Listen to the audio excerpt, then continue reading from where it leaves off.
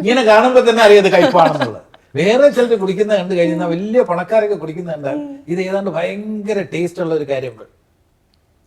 ഇത് ഞാൻ അവിടെ ചെന്നപ്പോ നമ്മളിലെ ആക്ടർ ഉണർന്ന് പ്രവർത്തിക്കുകയാണെങ്കിൽ അടുത്തിരിക്കുന്ന ആള് എങ്ങനെയാണ് ഊണ് കഴിക്കുന്നത് എന്നുള്ള മാനറിസമൊക്കെ നമുക്ക് നോക്കി പഠിക്കുക എന്നുള്ള എളുപ്പമാണ്. ചിലർ വളരെ വളരെ ആസ്വദിച്ച് എല്ലാം, ചിലരാണെങ്കിൽ വഴിപാട് പോലെ ഇരുന്ന് കഴിക്കുന്നവരുണ്ട്.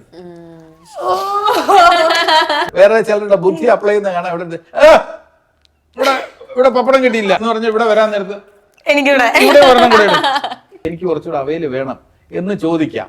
സാമാന്യമായിട്ട് നല്ല രീതിയിൽ പെരുമാറുന്ന ഒരാളാണ് എന്ത് പറഞ്ഞു കുറച്ച് അവിയൽ എനിക്ക് വേണം എന്ന് പറയുന്നതിന് വരും. ചിലര് അങ്ങനെയല്ല, ദോഷൈക തൃക്കൾ അവിയൽ വീണ്ടും തരൂല്ലായിരിക്കും.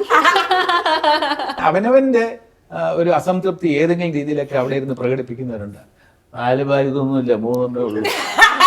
വേറൊരാൾ പറയും യുവമാരെ എന്റെ ഡയബറ്റീസ് കൂട്ടും കേട്ടോ. ഇതെല്ലാം നമ്മൾ ഒബ്സർവ് ചെയ്യണം. എനിക്ക് ശരിക്കും ഇവിടെ നിന്നിട്ട് ഗൂസ് ബംസ് ഫീൽ ചെയ്യാറില്ലേ? ആ എക്സ്പ്രഷൻസ് ഒക്കെ മിന്നിമായോ. അല്ല, ഇത് നമ്മുടെ ചുറ്റും ജീവിതങ്ങളാണ്. ആ ജീവിതങ്ങളാണ് പല രീതിയിലും നമ്മുടെ കഥാപാത്രങ്ങളിലൂടെ നമ്മൾ ആവിഷ്കരിക്കുന്നത്.